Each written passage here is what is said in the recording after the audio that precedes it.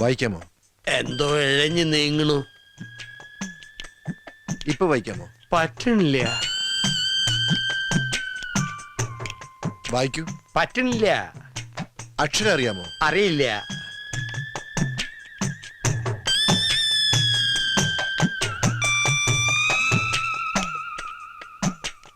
ഇപ്പൊ കാണാമോ? കാണാം.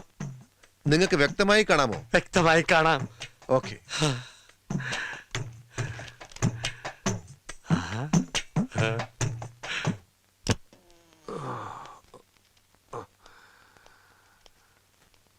എപ്പ തരും? ഒരാഴ്ചയാവും. എത്ര രൂപയാവും?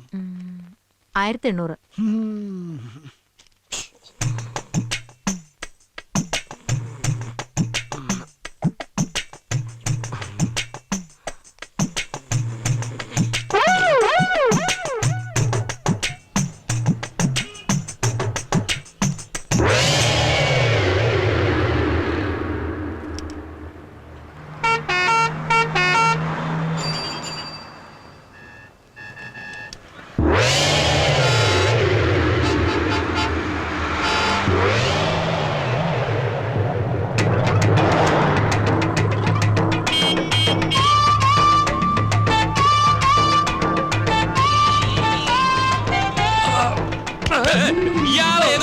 നേരെ നോക്കി നടക്കണോ?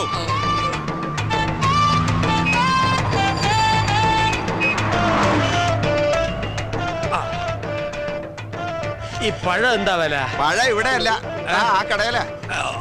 ഓ, പഴഞ്ചെരിപ്പാ.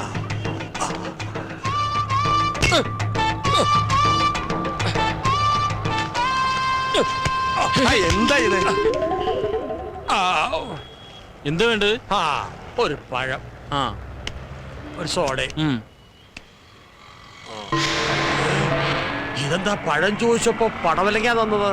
അത് പഴം തന്നെയാ, റോബസ്റ്റാ. ഓ, ഇത്ര നീളോ?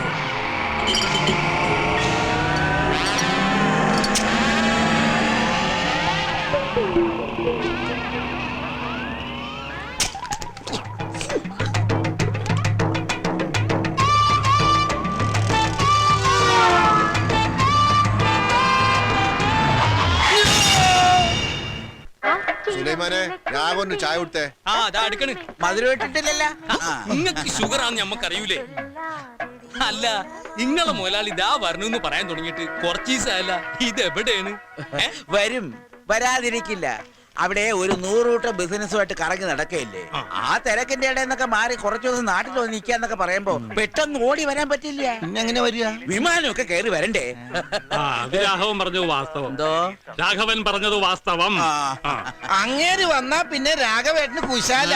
കോഴി, സ്കോച്ച്, പന്നി എനിക്ക് വച്ചിട്ട് ഒക്കെ ഉണ്ടാവൂടോ.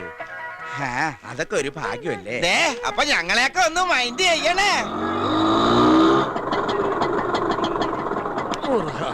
ഓ, നിങ്ങളെയല്ല വിളിച്ചത്, പളനിമല ആണ്ടവനെയാ.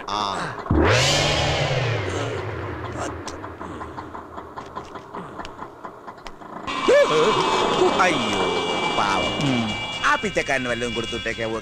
ഈറ്റിങ്ങളെ കൊണ്ടുള്ളൊരു ശല്യം. നേരം വെളുത്തിട്ട് എത്രാമത്തെ തെണ്ടിയാ വരുന്നെന്നറിയോ? പകല് തെണ്ടുക, രാത്രി കക്ക. ഒക്കെ കള്ളന്മാരാ. ആ കണ്ണട കണ്ടില്ലേ? വെറുതെ വെച്ചെടുക്കാ തെണ്ടി. ഞാൻ തെണ്ടിയല്ലടാ തെണ്ടി. എന്നെ തെണ്ടിന്ന് വിളിച്ചാണ്ടല്ല, ഭിക്ഷക്കാരോ നോക്കൂലൻ. പരിപ്പടക്കറി ഞാൻ പറഞ്ഞേക്കാം. എന്റെ അപ്പനിട്ടെറി. ഞാൻ മേലായി തന്നെ, മനസ്സിലായോ? പടച്ചോനെ, അനക്ക് ഇത് എന്താ പറ്റിയേ? പറ്റി കയ്യിലിരിക്കണ കാശ് കൊടുത്ത് കടിക്കണ പട്ടിയെ വാങ്ങി എന്ന് പറഞ്ഞ പോലെ. എന്നിട്ട് പട്ടി എവിടെ? നീ പോടാ പച്ചന്തേ. എന്താ ഉണ്ടായെന്ന് പറ വേല. ഇതാ പറയാവേ, കടുപ്പം കൂട്ടി ഒരു ചായ തരിക. കഴിക്കാൻ നല്ല മുരിഞ്ഞ പരിപ്പോടെ എടുക്കട്ടെ. ചവയ്ക്കാൻ വയ്യടോ, ഒരു നേന്ത്രപ്പഴം തരിക. ശരിക്കും എന്താ സംഭവിച്ചത്?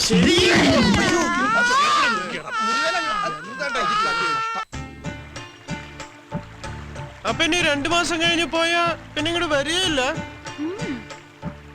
അല്ല, ഇനിയിപ്പോ പോയില്ലാന്ന് വെക്കാ, അപ്പൊ എന്തെങ്കിലും കുഴപ്പമുണ്ടോ? അയ്യടാ, പോയിട്ടില്ലെങ്കിൽ പിന്നെ അസലായി. എനിക്ക് പഠിക്കാനുള്ളതാ. പഠിച്ച് ഡിഗ്രി എടുത്ത് ഒരു വലിയ ഡോക്ടർ ആവണം, എന്റെ അച്ഛനെ പോലെ. നിന്റെ അച്ഛൻ ഡോക്ടറാ? പിന്നെ അതറിയില്ലേ, ഞങ്ങളുടെ നാട്ടിലെ ഏറ്റവും നല്ല ഡോക്ടർ എന്റെ അച്ഛനാ. എന്താ പേര്? Doctor Madhavan, BSc MBBS. അപ്പൊ നിങ്ങളുടെ വീടൊക്കെ ടെറസാവൂല്ലേ? അതെല്ലോ. കാറൊക്കെ ഉണ്ടോ വീട്ടില്? എന്ത് നിറോ? ചുവപ്പ് മാരുതി സെൻ. വേറെന്തൊക്കെയുള്ള? ഈ പഞ്ഞിക്കെട്ട് പോലത്തെ രോമുള്ള നായ്ക്കുട്ടിയൊക്കെ ഉണ്ടോ? നായ്ക്കുട്ടിയുണ്ട്, ഫോണുണ്ട്, പിന്നെ TV, fridge, washing machine, air condition, അങ്ങനെ എല്ലാം ഉണ്ട്. ആ പിന്നെ സ്കൂളിൽ കൊണ്ടുവിടാനും കൊണ്ടുവരാനും ഡ്രൈവറും കൂടെ ഉണ്ട് ഞങ്ങൾക്ക്. ആട്ടെ, രമേശന്റെ വീട്ടിൽ എന്തൊക്കെയുള്ളത്? എന്റെ വീട്ടില് അത് പിന്നെ ദേ, നോണ പറയാൻ പാടില്ല കേട്ടോ. ഇല്ല. എന്റെ വീട്ടില് ഞാൻ അത് പിന്നെ ദേ, എന്തിനാ മടിക്കണേ? പറഞ്ഞോളൂ. എന്റെ വീട്ടിലൊന്നുമില്ല. ആകെ ഒരു മണ്ട സൈക്കിളുണ്ട്, പിന്നെ പിന്നെ കുറെ പപ്പടപ്പൊടിയുണ്ട്. ഞങ്ങളൊക്കെ പാവങ്ങളാ.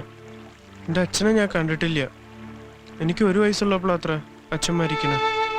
അമ്മയ്ക്ക് 2ാമത് കല്യാണം കഴിഞ്ഞു. അതിൽ കുട്ടികൾ വേറെ ഉണ്ട്. ചെറിയച്ഛൻ എന്നും എന്നെ വെറുപ്പാ. എന്നെ തീരെ ഇഷ്ടമല്ല.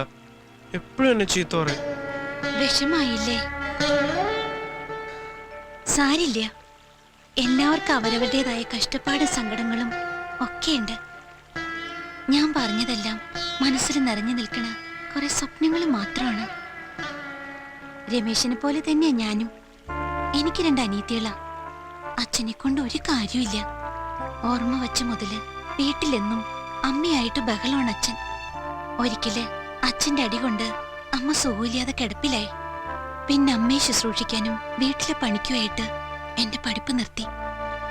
കൂട്ടുകാരൊക്കെ സ്കൂളിൽ പോണ കാണുമ്പോ സങ്കടം സഹിക്കാണ്ട് കുറെ കരയും. എപ്പോഴോ ദൈവം എന്റെ പ്രാർത്ഥന കേട്ടിരിക്കണം.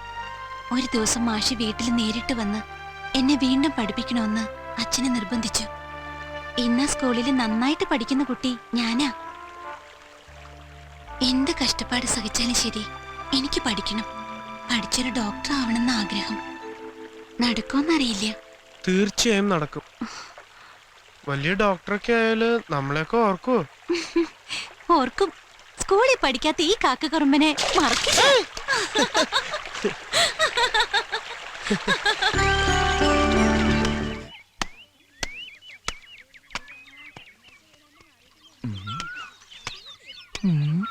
മാലതി, രാഗിണി ചേച്ചി, ഏതാ പുതിയ 2 മൂത്രമൊഴിക്കാനും മുട്ടിട്ട് പാടില്ല. നോക്കി നടക്ക്, കല്ലെ തട്ടി വീഴണ്ട. നിങ്ങൾക്ക് ചുമയുണ്ടോ? നിന്നെ ചുമക്കണുണ്ട്. എന്റെ അമ്മേ, അരക്കം വേലായതിനല്ല വരുന്നത്. കാല് സ്ലിപ്പാകല്ലേ ഈശ്വര. ആ പലിച്ചക്കാരും കുഞ്ഞുണ്ണിയാരും ആൾക്കാരും വരുന്നുണ്ട്. തപ്പുട്ടിയല്ല, ഇവിടെ ഈ വഴിക്കാന്നോ? അവരിതുവഴിയാ വരുന്നത്. എന്തായാലും നമ്മളെ കണ്ടിട്ടില്ല. അപ്പൊ നീ നടന്നോ? പലിശ ചോദിച്ചാൽ ഞാൻ വീണ്ടും കാറടിച്ച് ആശുപത്രിയിലാണെന്ന് പറയൂ. നിങ്ങൾ എങ്ങോട്ടാ? പൊന്തക്കാട്ടിൽ ദേ, ഒളിക്കാൻ. ഈ ലാക്കിനുള്ള ഷാപ്പിലും കയറി 4 കാലം വീട്ടിലെത്തിയ കോലെല്ലാം ഒടിക്കും ഞാൻ. ഇനി അതും കൂടെ ഒടിയാനുള്ളൂ. മുടിയാനായിട്ട് നീ പോ.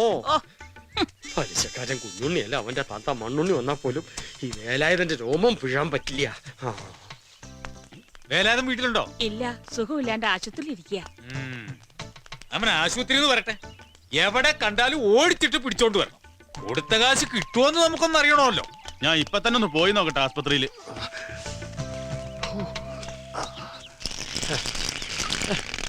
ഇത് മഴ പെയ്യണോ? ഇല്ലല്ലോ.